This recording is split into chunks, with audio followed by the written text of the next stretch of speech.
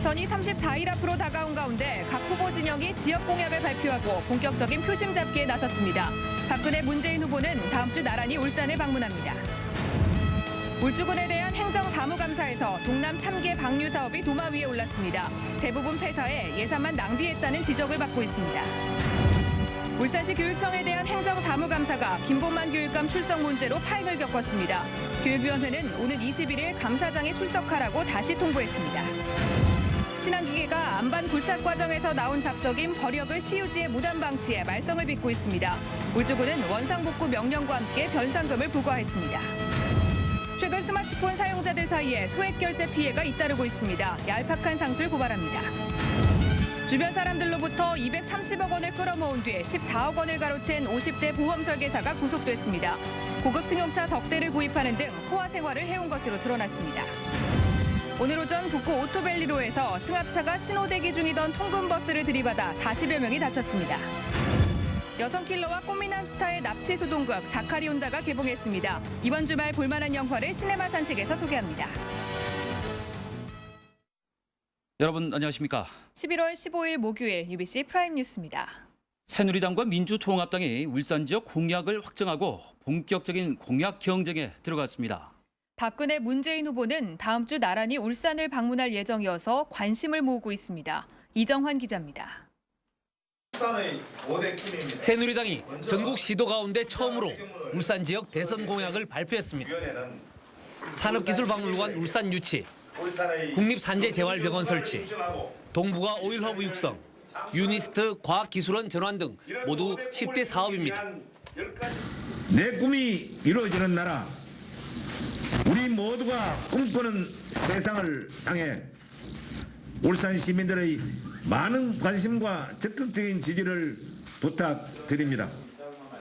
민주통합당의 경우 문재인 후보가 약속한 산업기술박물관 울산 유치, 공공의료기관 유치, 비정규직의 정규직 전환, 중소상인 보호 등 모두 6가지입니다. 시민의 목소리를 1만인 정책 청원서에 담아 후보에게 전달하고 이행 의지를 확인하도록 하겠습니다. 두 후보가 중복되는 공약도 있지만 박근혜 후보는 동부가 오일허브 등 개발 중심 공약에, 문재인 후보는 중소상인 보호 등 삶의 질 중심 공약에 치중해 대조를 보였습니다. 박근혜, 문재인 후보는 다음 주 목요일쯤 동시에 울산을 방문할 예정이어서 후보 등록을 앞두고 울산에서 치열한 표심 잡기 경쟁을 펼칠 것으로 전망됩니다. 한편 안철수 후보 지지 조직인 울산 내일 포럼도 비정규직의 정규직화, 탈원전 등 지역 공약을 안철수 후보 캠프에 전달하기로 했습니다. UBC 뉴스 이정환입니다. 울주군에 대한 행정사무감사에서 동남 참개 방류 사업이 도마 위에 올랐습니다. 이 방류는 했지만 개체수와 서식지 파악 등 후속 조치가 없어서 예산만 낭비했다는 지적입니다. 선우석 기자가 보도합니다. 지난 2009년과 2010년 울주군 지역 하천에 동남 참개 25만 마리가 방류됐습니다. 수산자원 확보를 위해 울주군이 4,500만 원을 들여 방류한 것인데 지금은 찾아보기 힘들 정도입니다. 당시 방류한 동남 참개가 행정사무감사에서 지적됐습니다. 방류한 뒤 후속 조치가 없어 얼마나 살아있는지, 서식지가 어딘지도 모른다는 것입니다. 홍보만 실컷 해놓고 이게 이벤트성 아닙니까? 이벤트는 뭐 엄청 해놓고 성과물도 하나도 없는. 울주군도 실효성이 없다는 점을 시인했습니다. 예산 편성에 시행을 하지 않았습니다. 내년도에도 그 계획이 없고 그런 부분은 해당 부서 요구가 들어오면 저희들 자체적으로 심도 있게 검토를 하도록 하겠습니다. 해마다 50억 원 이상을 지원받는 유니스트가 정작 지역 농산물 사용을 외면한다는 지적도 나왔습니다. 식당에서 울주군에 생산된 농산물을 과연 얼마나 활용하느냐, 어떤 그거는 언제 한번 확인해 봤습니까? 이 밖에 과도한 예산 편성과 울주군 공무원들의 상부기관 감사 지적 사항 증가에 대한 질타도 이어졌습니다.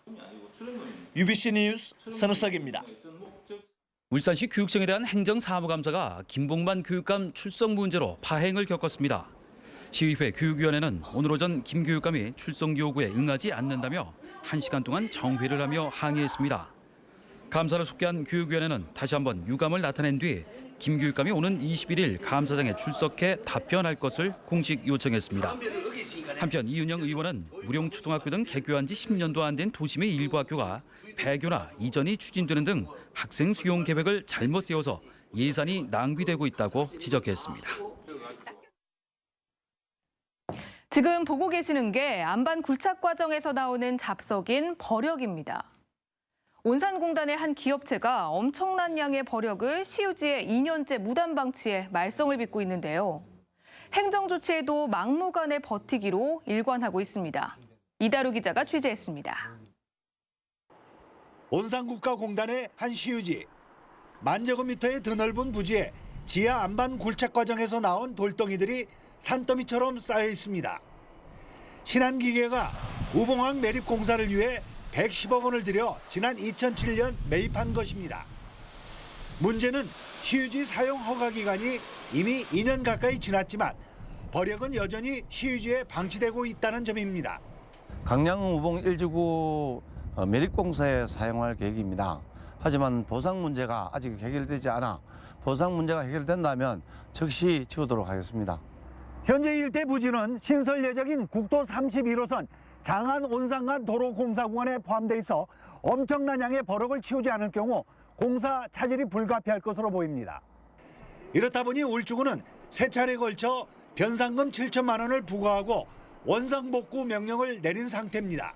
부상 승대 계약이 해제되면서 미안한 변상금까지 올려가 받았다는 겁니다. 우봉항만 매립 공사에 따른 어보상권 협의가 계속 지연되면서 엄청난 양의 벼력도 시유지에 계속 방치될 것으로 보여 특단의 대책이 필요해 보입니다. UBC 뉴스 이다루입니다. 스마트폰 사용자들 사이에 소액 결제 피해가 잇따르고 있습니다. 얄팍한 상술에다 수법도 나날이 진화하고 있어 각별한 주의가 요구됩니다. 조인호 기자가 보도합니다. 29살 정모 씨는 얼마 전 휴대전화 요금 내역서를 보고 이상한 점을 발견했습니다. 자신도 모르는 사이 휴대전화 소액 결제가 무려 석 달 동안 이뤄진 겁니다. 14시 20분에서 26분경에 제가 결제를 했다고 나와 있었고요. 저는 회사에 출근해 있었고 제가 어떻게 그거를 찍어가지고 제가 성인 사이트에 전송을 할 수 있겠어요. 그리고 회사 사람들이 다 보는 컴퓨터를 쓰는데 정 씨에게 소액 결제를 청구한 곳은 한 성인 사이트. 유령 사이트나 다름없는 곳이었습니다. 회원가입도 안 되고 제 모든 아이디는 들어가지도 않고 홈페이지만 있을 뿐더러 아무것도 안 되는 사이트였어요. 이 같은 휴대전화 소액 결제 피해가 눈덩이처럼 불어나고 있습니다. 가장 흔한 경우는 인터넷 웹하드 업체의 얄팍한 상술입니다. 무료 회원가입이나 쿠폰 제공 등을 보고 접속하면 자동으로 회원가입이 이루어져 자신도 모르게 돈이 빠져나가게 됩니다. 또 인증 약관에 유료라는 글씨를 아주 작게 써서 소비자를 속이기도 합니다. 그 요금 청구서를 매우 꼼꼼히 확인하시어 알지 못한 결제 내역이 있다면 핸드폰에서 반드시 문의하시기 바랍니다. 사업자들은 소비자가 구체적인 내역을 요구할 때 회원 가입 사실 여부라든지 결제 내역을 반드시 공개를 해야 됩니다. 지난해 휴대전화 소액 결제 피해는 모두 4,300억 원, 전화금융 사기 피해액 1,000억 원보다 4배 이상 많습니다. 경찰은 관련 피해가 잇따르자 지난달 주의보를 발령하는 한편 피해를 당하는 즉시 소액결제 중재센터로 신고해 줄 것을 당부했습니다. UBC 뉴스 조인호입니다.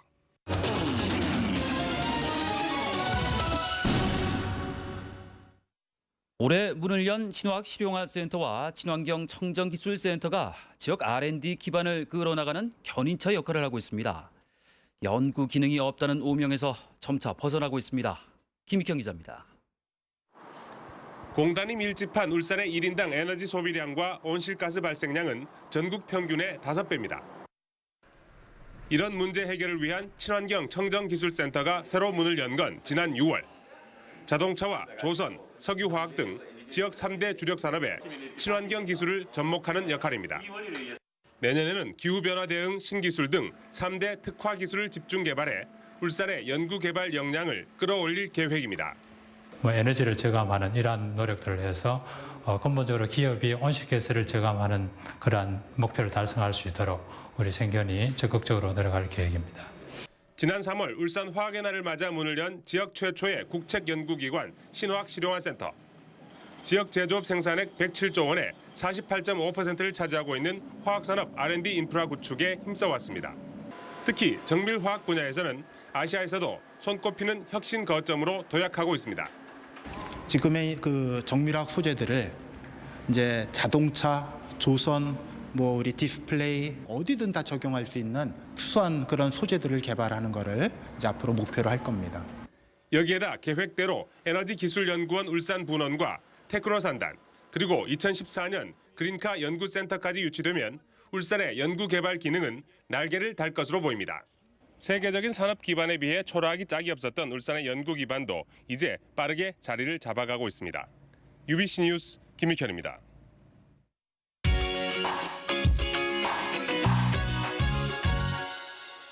여성킬러와 꽃미남 스타의 납치 소동극 자카리 온다가 개봉했습니다. 뱀파이어 시리즈 트와일라이트 마지막 편과 범죄 전문 소설가를 내세운 스릴러물도 선보입니다. 사건의 흔적조차 남기지 않는다는 전설의 킬러가 톱스타 제거를 의뢰받고 호텔에 잠입합니다. 하지만 어딘지 모르게 엉성한 이 킬러에게 스타는 살아남기 위해 찌질한 모습을 보이다 어느 순간 미묘한 감정을 느끼기 시작합니다. 아이돌 가수 김재중이 스크린에 도전하고 배우 송지효가 코믹한 역할로 웃음을 줍니다. 금기의 사랑으로 인간과 뱀파이어의 피가 절반씩 섞여 태어난 딸. 하지만 다른 가문 뱀파이어들은 이 아이가 종족을 파멸시킬 것이라며 제거하기 위해 군대를 모읍니다. 뱀파이어를 내세운 판타지 트와일라이트 마지막 편으로 서론을 배경으로 한 전쟁 장면 등이 볼거리입니다. 베스트셀러 범죄소설 작가는 소설의 소재를 찾기 위해 실제 살인이 벌어진 저택으로 이사합니다. 작가는 우연히 집안에 남겨진 필름들 속에서 5가족이 연쇄적으로 죽어가는 충격적인 장면들을 목격합니다.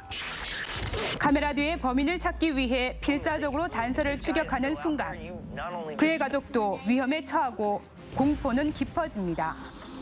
UBC 뉴스 이영남입니다. 울산시가 오는 2016년까지 도심 차량 통행 속도를 5% 향상시키고 사망자는 30% 줄이기로 했습니다. 울산시는 제2차 대중교통 계획을 통해 이같이 밝히고 대중교통 경쟁력 강화 등 4대 추진 전략도 마련했습니다. 시는 이를 위해 공영차고지와 정류장 안내 단말기를 확충하고 출퇴근 시간대 공단을 운행하고 낮에는 도심을 운행하는 멀티버스도 운영한다는 계획입니다. 울산시가 2015년 완공을 목표로 추진 중인 울주군 신청사 건립 예정지에 대한 개발 제한구역 해제를 정부에 요청했습니다. 이에 따라 국토해양부는 환경부 등 6개 부처와 협의에 들어갔고 중앙도시계획위원회는 이 안건을 놓고 여러 차례 심의할 예정이어서 올해 안에 개발 제한구역 해제가 결정되기는 어려울 전망입니다. 특히 이 과정에서 해제 불가 결정이 내려질 경우 울주군 신청사 건립은 장기 표류할 가능성이 커서 어떤 결정이 나올지 주목됩니다. 시청 구내식당에 공무원이 아닌 일반 시민들이 많이 찾으면서 주변 상인들이 손님을 뺏긴다며 항의해 울산시가 고민에 빠졌습니다. 울산시는 최근 경기 침체 여파로 하루 평균 점심 식사 인원 1,000명 가운데 절반가량이 일반 시민인 것으로 보고 있습니다. 울산시는 이에 따라 현재 한 달에 2번인 구내식당 휴무일을 더 늘리는 안과 외부인 출입을 막는 안 등 다양한 방안을 놓고 의견 수렴에 나섰습니다. 현대자동차 사내화 정부 문제를 논의하기 위한 특별협의가 오늘 다시 열렸지만 성과 없이 끝났습니다. 회사 측은 협의의 속도를 내기 위해 실무 협의체를 구성하자고 제안했지만 노조는 비정직 지회 조합원의 우선 정규직화 등 3대 요구안을 제시해 입장차를 좁히지 못했습니다. 한편 새누리당 김성태 서용교 의원은 오늘 철탑 농성장을 방문해 노조 공개 질의서에 대한 박근혜 후보의 서면 답변을 전달하려 했지만 비정규직 지회는 박 후보의 입장이 재벌 편향적이라며 현장 방문을 거부했습니다. 노동시장의 고용 경직성이 고용자의 재취업 기회를 제한하고 있다는 주장이 제기됐습니다. 울산 고용포럼에 참석한 울산양산 경총 공양일 본부장은 고용 경직성과 임금 부담 때문에 기업들이 고령자에게 재취업 기회를 주지 못하고 있다며 창업이나 재취업 지원 시스템을 구축하고 임금 피크제 도입 등 상생 방안을 찾아야 한다고 제안했습니다. 울산시의회 김진영 의원은 울산시에 대한 행정사무감사에서 울산시가 경전철 사업의 포기를 공식화하라고 촉구했습니다. 김 의원은 울산시가 막대한 예산을 이유로 북구 효문동에서 울주금 범사업까지의 경전철 사업을 장기 보류 사업으로 미뤄놓고 있는 만큼 시민들에게 양해를 구하고 경전철 사업 포기를 선언해야 한다고 주장했습니다. 울산시의회 행정사무감사에서 문수산 개발 특혜 의혹이 또다시 도마 위에 올랐습니다. 이재현 시 의원은 울산시에 대한 감사에서 울주금 문수산 아파트 개발과 관련해 업체가 기부 체납하기로 한 대체 부지는 이미 담보대출이 이루어져 실효성이 없다고 지적하며 대책을 따져 물었습니다. 김진영 의원도 문수산 개발과 같은 도시개발 특혜 시비를 없애고 투명성을 제고하기 위해 조례를 개정하는 등의 대책을 세우라고 촉구했습니다. 울산과 부산 등 영남권 한의사 천여 명은 오늘 오전 부산 식약청 앞에서 집회를 열고 정부는 천연물 신약 제도를 백지화하라고 요구했습니다. 이들은 한의학 원리로 만든 처방이 천연물 신약으로 변질돼 비전문가인 양의사들이 처방할 경우 부작용이 우려된다고 주장했습니다.